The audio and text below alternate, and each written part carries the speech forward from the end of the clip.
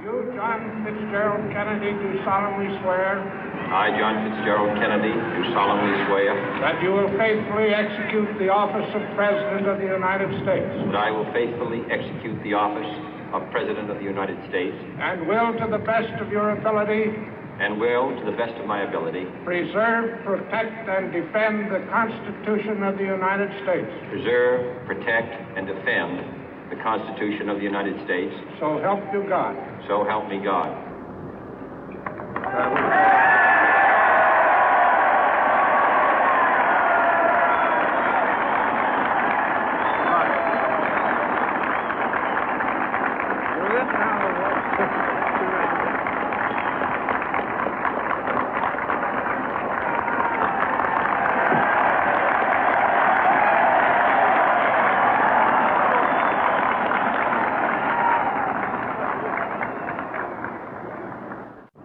Vice President Johnson, Mr. Speaker, Mr. Chief Justice, President Eisenhower, Vice President Nixon, President Truman, Reverend clergy, fellow citizens.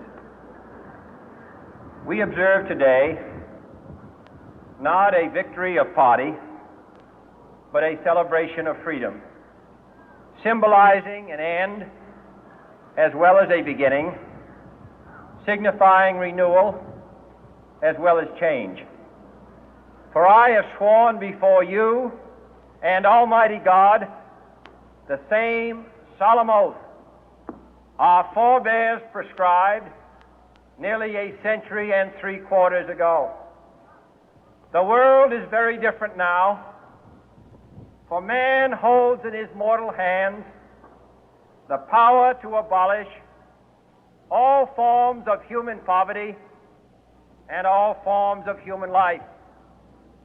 And yet the same revolutionary beliefs for which our forebears fought are still at issue around the globe.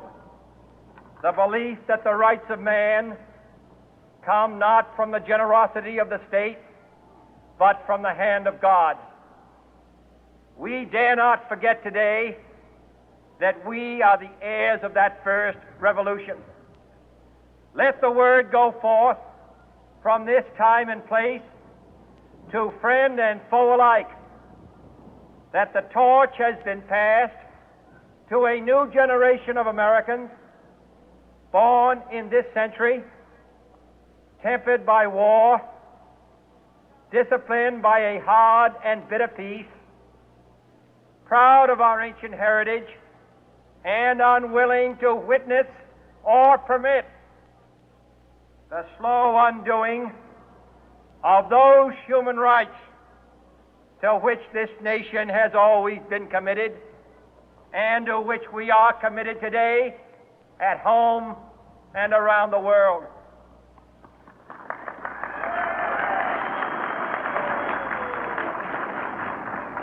Let every nation know, whether it wishes us well or ill, that we shall pay any price, bear any burden, meet any hardship, support any friend, oppose any foe to assure the survival and the success of liberty.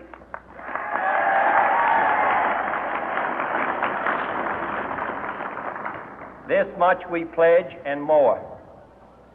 To those old allies whose cultural and spiritual origins we share, we pledge the loyalty of faithful friends. United, there is little we cannot do in a host of cooperative ventures. Divided, there is little we can do, for we dare not meet a powerful challenge at odds and split asunder.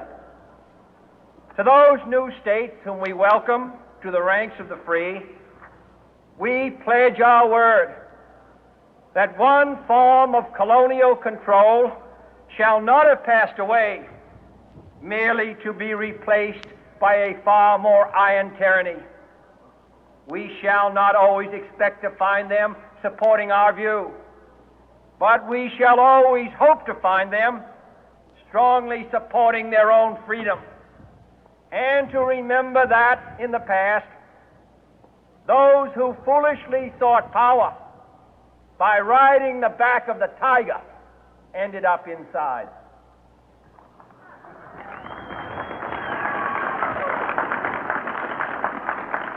To those people in the huts and villages of half the globe struggling to break the bonds of mass misery, we pledge our best efforts to help them help themselves for whatever period is required, not because the communists may be doing it, not because we seek their votes, but because it is right. If a free society cannot help the many who are poor, it cannot save the few who are rich.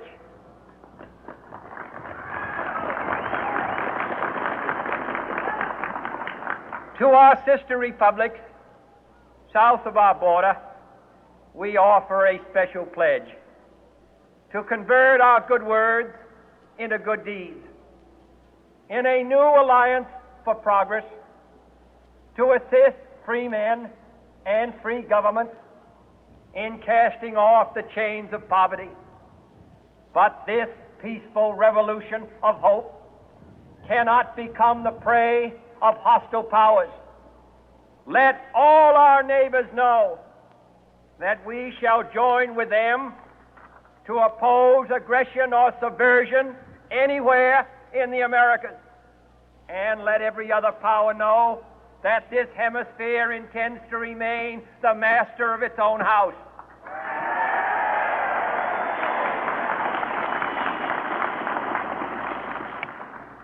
To that World Assembly of Sovereign States, the United Nations, our last best hope, in an age where the instruments of war have far outpaced the instruments of peace, we renew our pledge of support to prevent it from becoming merely a forum for invective, to strengthen its shield of the new and the weak, and to enlarge the area in which its writ may run. Finally, to those nations who would make themselves our adversary, we offer not a pledge, but a request that both sides begin anew the quest for peace. Before the dark powers of destruction, unleashed by science, engulf all humanity in planned or accidental self-destruction, we dare not tempt them with weakness, for only when our arms are sufficient beyond doubt can we be certain beyond doubt that they will never be employed.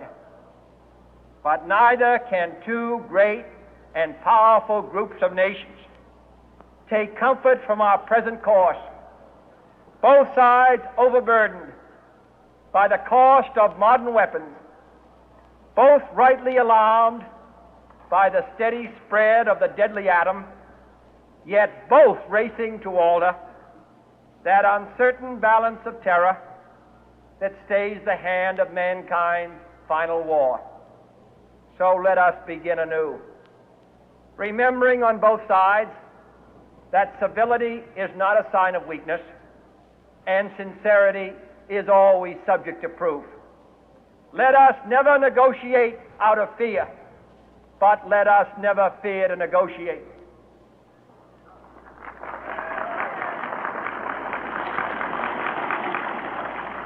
Let both sides explore what problems unite us, instead of belaboring those problems which divide us. Let both sides, for the first time, formulate serious and precise proposals for the inspection and control of arms, and bring the absolute power to destroy other nations under the absolute control of all nations.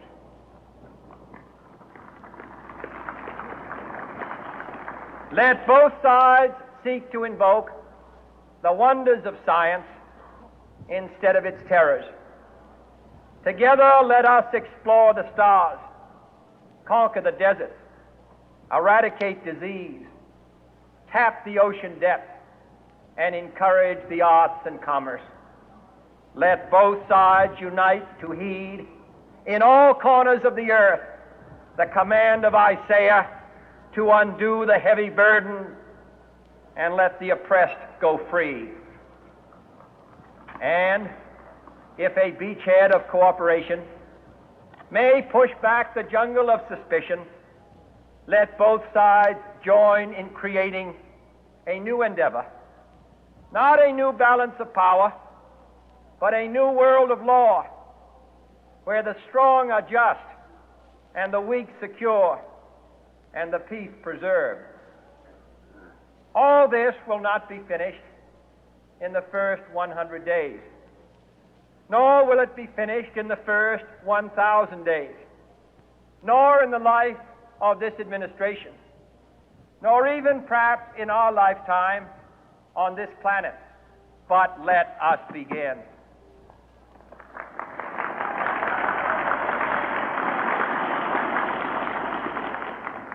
In your hands, my fellow citizens, more than mine, will rest the final success or failure of our course. Since this country was founded, each generation of Americans has been summoned to give testimony to its national loyalty. The graves of young Americans who answered the call to service surround the globe. Now the trumpet summons us again, not as a call to bear arms, though arms we need, not as a call to battle, though in battle we are, but a call to bear the burden of a long twilight struggle, year in and year out, rejoicing in hope, patient in tribulation, a struggle against the common enemies of man, tyranny, poverty, disease, and war itself. Can we forge against these enemies a grand and global alliance, north and south, east and west, that can assure a more fruitful life for all mankind? Will you join in that historic effort?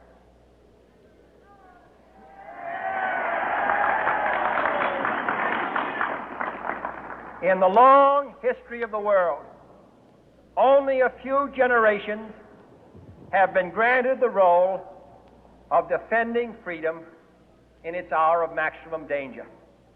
I do not shrink from this responsibility. I welcome it.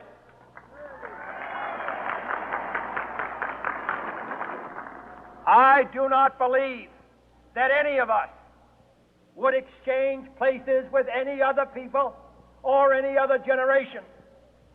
The energy, the faith, the devotion which we bring to this endeavor will light our country and all who serve it.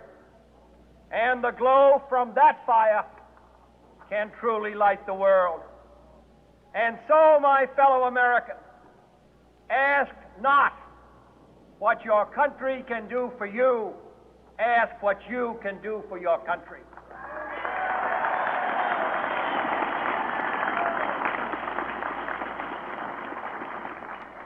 My fellow citizens of the world, ask not what America will do for you, but what together we can do for the freedom of man.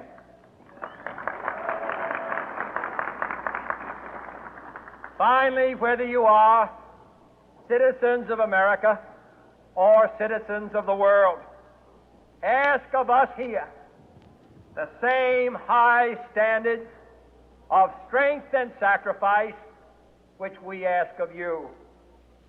With a good conscience, our only sure reward, with history the final judge of our deeds, let us go forth to lead the land we love, asking His blessing and His help, but knowing that here on earth God's work must truly be our own.